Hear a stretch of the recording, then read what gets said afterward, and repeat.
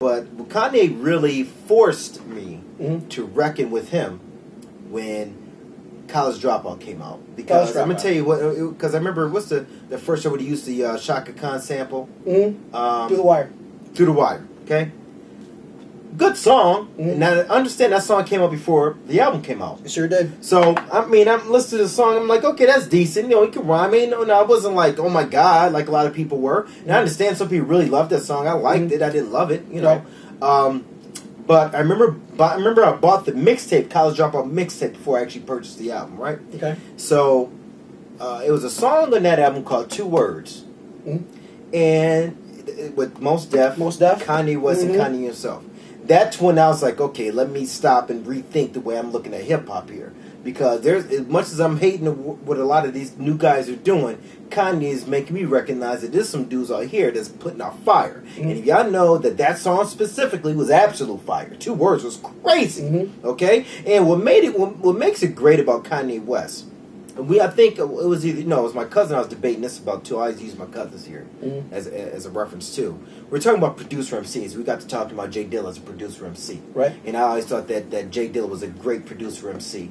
And really, Kanye West, I think, is probably at this point, the all-time best producer MC ever. Okay. You know, because you can even say, okay, some people who might not know what you're talking about will say, well, what about Dr. Dre? Dr. Dre's not an MC, really. Right. Yeah, you can't really put him in that category. I mean, probably the greatest producer of all time, but, you know, producer MC, no. Different. He doesn't have that type of balance in his game. Correct. You know, Kanye's a dude who come in on your track with your beat. It might destroy you. Right. On your own track with your beat. That's Kanye. He's been doing that lately.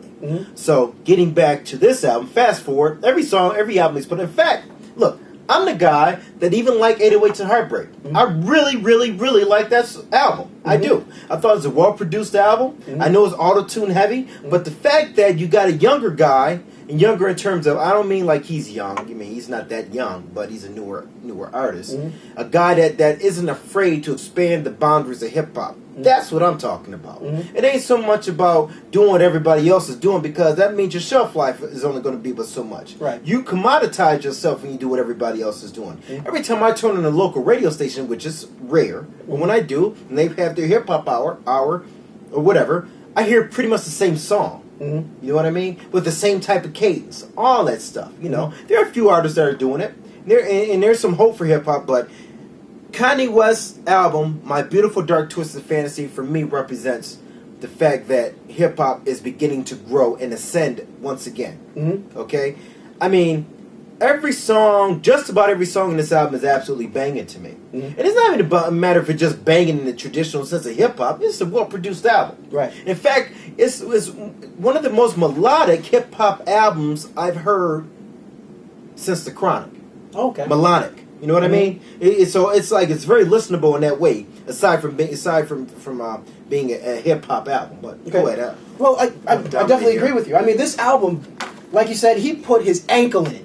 This album is not just a great hip hop album. This is just a great album with great music. Yeah. From beginning to end. It's good music. It's just great music. I don't care what kind of music you listen to. You can probably listen to this album and appreciate it. I don't care who you are. I don't care if you're rock. I don't care if you're hip hop. I don't care if you're country. You can probably put on this album and you can appreciate it. Now, I was really looking forward to this album because even when Kanye was going through all of this stuff, you knew he was going to put it into his music, because that's just the kind of cat that Kanye is. Yes. You can tell with his past projects. Now, with all the stuff that he went through last year, I mean, his mother passed. I mean, the first black president called him a jackass. You knew. But you know the president lied, at least. At least you know the president honest and called him what he is. I'm not. Kanye West is a jackass. Kanye does do some questionable things. You know. But it does add to his mystique on some level. So you knew this was going to be dark, and I knew as soon as Kanye was going to go someplace dark, you knew as soon as his mind was going someplace dark, you knew he was going to come out with some dark product, and that's where I love hip hop, and that's where I love Kanye West, and I love his creativity, and I love the music, I love the melodic part of this album. I love the different textures. I love the different styles. He just straight up just blew me away with this album. I found it totally incredible. Yeah, in fact, let's go over some of the individual tracks. I mean, at the beginning, Dark Fantasy, I believe it's produced by RZA. You know, and you could tell that dun dun dun dun dun dun dun dun dun dun dun. That's like a RZA. When the MCs, yeah, really. You know, I'm waiting for the man. What if it had Jizza came on? Man, imagine if Dark Fantasy had Jizza on the last verse. It would be bananas, wouldn't it? Wow. Anyway, and you notice another thing about that song. As soon as it came on, the first thing that I realized about Kanye with his lyrical flow, he's gotten so comfortable with his rhyme flow. He makes it almost flawless. Yeah, I think he's finally found himself. I mean, this is his masterpiece.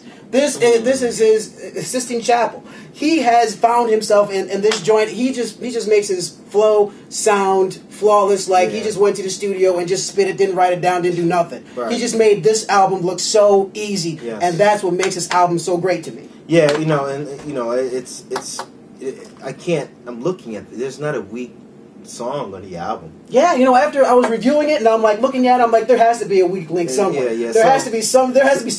Let me give this another listen. And I found myself listening to it again and again and again. And the more I listened to it, I ended up just rewinding every track. Wow, and you know, especially like my favorite track on this thing is probably Power. I know that Power, I love it, and it might be just a visual because of the video that he did, but you know he's exploring and he's doing. Video was dope in itself. Yes, right? You know. I mean, wow, that's a whole nother show, the video. Yes. I mean, because, you know what it is? But listen, at the end of the day, let me keep 100. Okay. When it comes to that video, Kanye better give a shout out to Prince on this, because you know that one number Graffiti Bridge. You know what? I was thinking more, P Funkadelic Parliament. No, that was Graffiti Bridge, dude. Or maybe even what am I thinking? Earth, Wind, and Fire. That's what I'm thinking. That's what I was thinking when I saw that video. But just terrific. And then first I saw the short movie that he did, Runaway. Yeah. Which I thought was excellent. I mean, had me at certain points near the end of it. I kind of went, ah. But speaking of Runaway, that's like Runaway might be my. Runaway might be my favorite song of the year, but not necessarily. I don't know, but or Lost in This World too. But the thing about Runaway that made it dope for me, when I heard Runaway, I think when I first heard Runaway, I was watching. I think it was Saturday Night Live. And I'm over half asleep. And I'm watching him with the MP3 player. Who does this anyway? He's on Saturday Night Live with an MP3 player. Who got you? Who got you? Who got you? Who got you? Playing it right as the song's going on. Like he's in the studio or something. Right.